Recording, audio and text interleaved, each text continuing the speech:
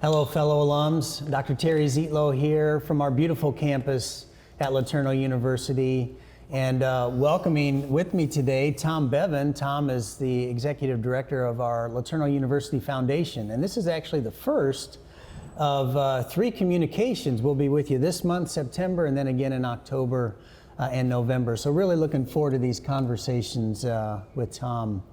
But you know, so much of Tom's work and so much of our work at LeTourneau is built around this idea of stories. And so, Tom, you're no stranger to LeTourneau. No. You come here not as a stranger, but you have a story that really introduced you to LeTourneau. Maybe share a little bit about that. Sure, I'd be glad to, and thank you for the opportunity to do this. Yeah. It's something really fun that we're doing here that I'm just really enjoying doing. My story really goes back a lot of years. It goes back to when I was in Bible college in Tennessee. I didn't know much about LeTourneau University, but I had a dorm mate, not a roommate, but a dorm mate that transferred from Tennessee Temple to here. Okay. And he was really the first one that got me really thinking about, okay, there's ways to serve the Lord other than in pastoral ministry. That was kind of where the lane I was in. And the Lord really worked in my heart, and I ended up going into other than pastoral ministry, though we've been in ministry all these years. So when our youngest son, David, we have 3 adult children now, and when our youngest son, David, who knew almost from high school he wanted to be an electrical computer engineer, and he knows I'm telling his story, so when he sees this, he'll be okay with that. But you know, we were in Lansing, Michigan. He was in high school, his junior and senior year in high school, he did a year and a half of math. He got a year and a half of math and science out of the way before he ever got to college. At Michigan State. And so come time to consider a college, Michigan State was on the radar, but he really wanted a smaller school, you know, smaller classroom size, more personal touch. We couldn't get him to play in the snow, let alone shovel it. So he was kind of interested in something maybe warmer too, you know? Sure. And I said, well, I know of a good engineering school in Texas, don't know a whole lot more about it than that. So we started investigating it, and as the story goes with so many, right, we did a visit down here, and he was hooked. I mean, he just, and we were too. Laura and I were like, yeah, the spirit was here. You could just sense this was a place for him to be. And who he became within just a semester, a year at the most of being here, like again, as so many of our students' stories. He left here 5 years later as did a 1-year internship at Eastman Chemical in between his junior and senior year, and left here after 5 years just grounded spiritually, emotionally, still the intuitive guy that he is, but he's a different guy than he was in high school. It's a really, really neat thing. Yeah, and you're right, that seems to be the experience of so many of our students. And so you come to LeTourneau with that passion. Yeah. And your own family having been affected by the LeTourneau community.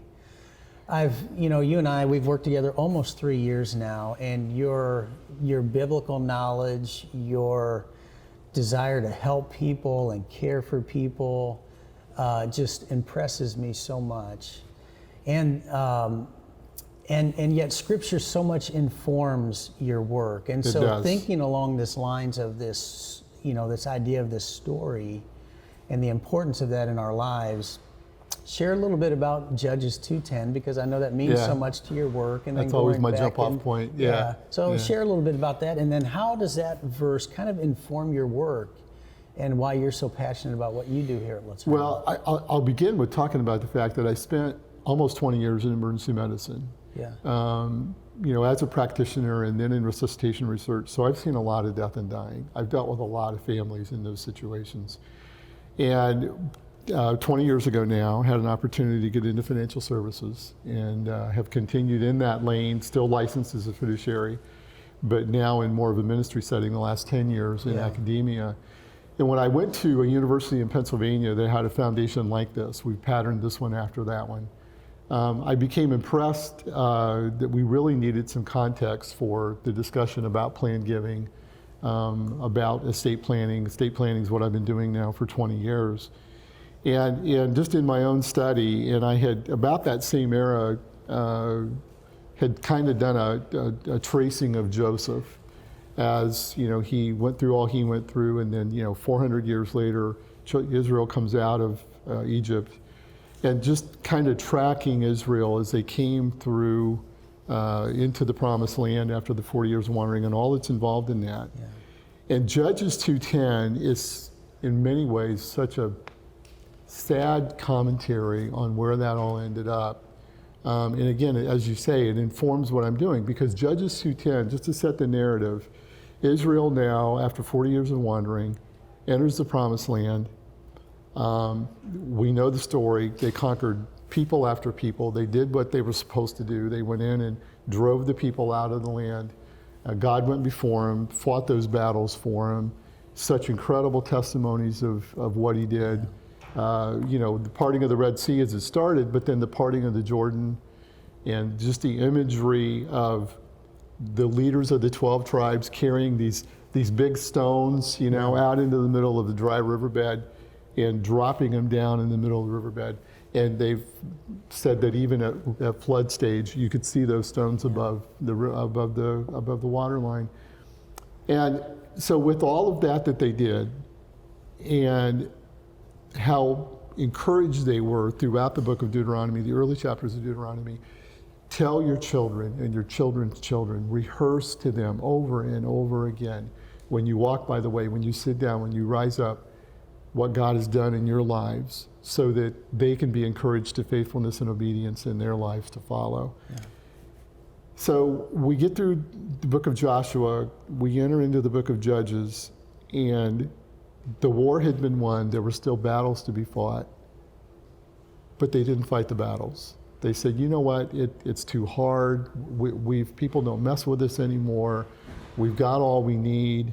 And they put the people to tribute. They didn't do all they were supposed to do. And Judges 2:10 then really sets the stage for what is really the rest of the Old Testament. Israel's, at times, apostasy, and then back to obedience, and then apostasy. Judges 2:10, all of that to say, says, a generation rose up, which knew not the Lord nor the works which he had done. And what a sad commentary that is, because after all God did in the life of Israel, and all the motivation that could have been for future generations, that was lost on a succeeding generation. And while he always said he would preserve a remnant, and he did, while there were always those that could cite what God had done, the vast preponderance of the nation of Israel was impoverished of the knowledge of all of that.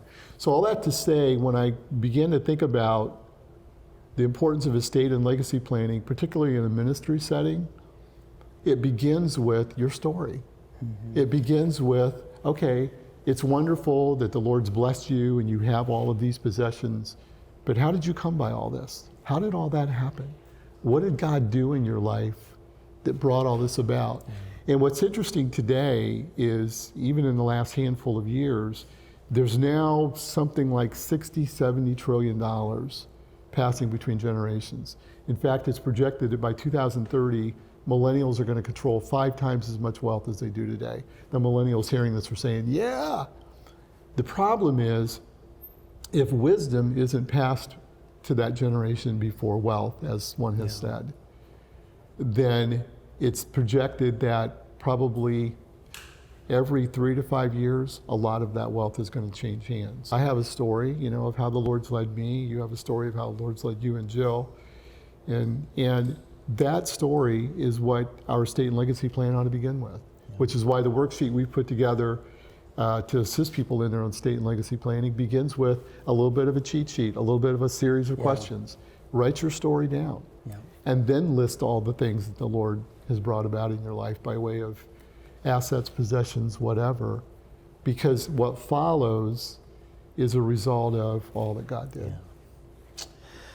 So this is just session 1. We get an opportunity in October and November to come back again. But until we meet next month, we just want to encourage you to be thinking about your story.